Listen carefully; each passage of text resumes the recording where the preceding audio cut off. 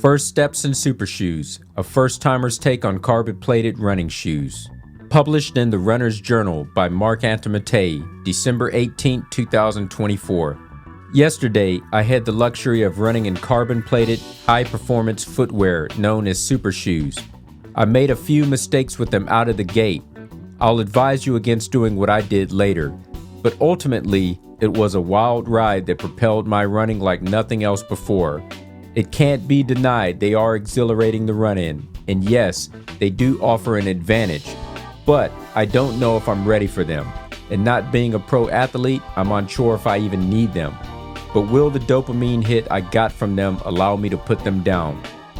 I don't expect many people reading this publication to be absolute beginners to running and not know what super shoes are, but I would like to introduce them briefly to those who may not know.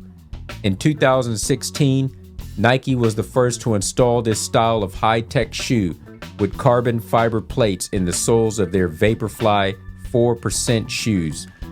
The shoes, with their lightweight upper, lightweight compressible thick, dense stacked foam midsole, and responsive carbon plate that offers energy return with each foot strike, were introduced at the Summer Olympics Marathon in Rio de Janeiro that year. They have taken competitive races and the running world by storm.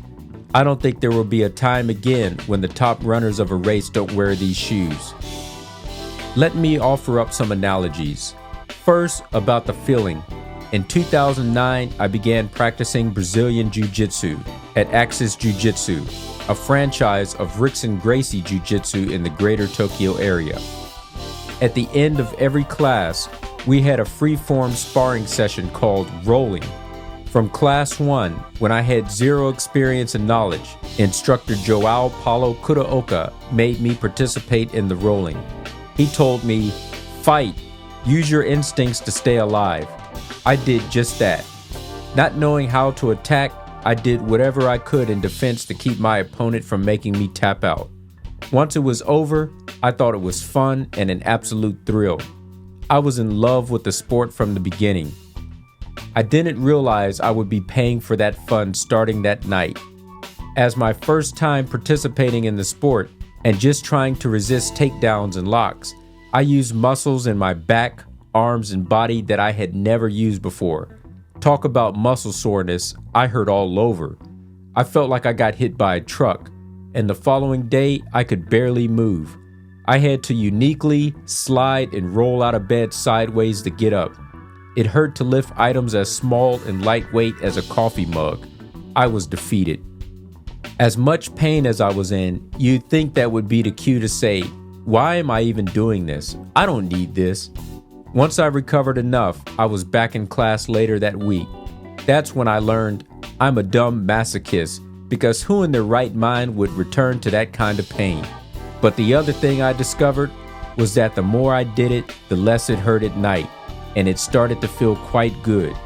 Brazilian Jiu-Jitsu became dopamine for me. My first experience running with super shoes was the same. All the memories of my early Brazilian Jiu-Jitsu days came rushing back in a flood. As I was running the city streets wearing them, I was zipping down those streets. Mentally, I was in a state of mind where I began impersonating elite marathoner Eliud Kipchoge. Even though no one was paying me any mind, I imagined all the pedestrians in Shibuya, Harajuku, and Shinjuku were all looking at me in awe, thinking I was somebody. I was pretending, dreaming, and floating even. At nearly 42 years of age, I was imagining like a child.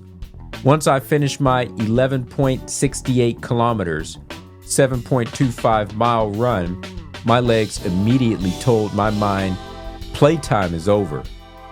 That night and all day today, I felt muscle soreness aching to my first day of Brazilian Jiu-Jitsu. I was stiff and hurting. It was hard to walk. Even as a runner, the shoes use muscles I barely use at my everyday slow and steady speeds. My pace is that of a jog run. And my usual shoes, the ASICS Super Blast 2, are suitable for long runs or even used for a daily runner. It's an all-around shoe with excellent stability, cushion yet firm, and for a more moderate pace. The ASICS Metaspeed Edge Paris super shoes I use are unstable, bouncy with lots of energy return, and make you move fast. Whereas I strike with the midfoot for the Super Blast 2, the Metaspeed Edge had me running on my toes with a quick cadence. Second, I'd like to discuss the performance of the shoes. For those who know cars, it's common knowledge that Ferraris are performance vehicles that don't make sense for city driving, as they are not made for that. They can be uncomfortable, overheat at low speeds, have lousy fuel efficiency, and then there are the repair costs. Super shoes are very similar to supercars in most regards. They are high-tech pieces of performance gear with a high replacement cost. All the starting and stopping at traffic lights and running on the uneven shoulder of the road indicated that I should have never taken them out city riding. Then there's the lower mileage you get out of them. Companies will tell you they last about 100 miles before the carbon plate is worn, because as expensive as they are at $250, 220 pound, 27,500 Japanese yen, they want you to buy a new pair faster. Consumers say about 300 miles is more realistic, but that's still lower mileage usage than you get out of a non-plated daily trainer. Open roads, highways, and tracks are ideal for Ferraris. For super shoes, tracks, city park trails, pedestrian roads, and flat, even level places with no stoppage are best. Super shoes' only true purpose is racing. When I said at the beginning I made a few mistakes with them out of the gate, what I meant was I definitely should have just stuck with using them for their purpose. The story of why I ran through two of the busiest wards of Tokyo, albeit interesting, is neither here nor there. I only want to say I wish I had made a wiser decision to run in a more secluded area for my first run with them. Aside from choosing the right course with these shoes, building up to them gradually would be best. Your muscles and leg mechanics may need more time to be ready because some speed muscles may be atrophied from underuse. If, like me, you run a lot of long distances without doing enough speed workouts and sprints, your hamstrings, Achilles tendon, and calves will most likely hurt. How do you get used to using super shoes? I recommend using them as part of a shoe rotation, with others to use between them. Start with a short run, preferably a 5K. While not using these daily, slowly build up the distance to strengthen everything and make it tight. Then, use these primarily for your races and personal records, best attempts. Whatever you do, don't just keep them in a box and break them out for race day only. I can only imagine that at the end of your 42-kilometer, 26 miles, you will probably be in the hospital with shin splints, an ankle sprain, and an Achilles tendon that needs to be examined. Lastly, I want to discuss their paradoxical aspect. I just said to use them enough to get used to them gradually, but I also said to use them sparingly. So which is it? You undoubtedly have to use them to get used to them, but you don't want to use them so much that you wear them out before the big day. The balancing act is real, and it isn't easy. Of course, wealthy people and sponsored elite runners could wear them for every run and permanently replace them when worn. But I write real articles for real people. Most of us won't be able to afford that, so save them only for special occasions. I will say all theory next, so use your best judgment.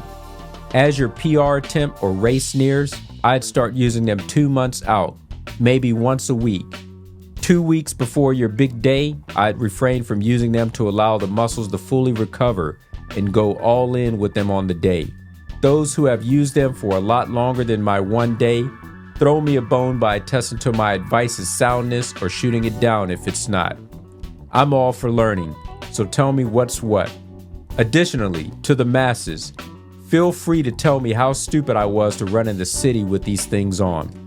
I have humility and thick skin. I can take it. But understand, experience and stupidity are the best teachers. I hope I suffered so that many of you won't. Learn from my mistakes. That's why I'm here.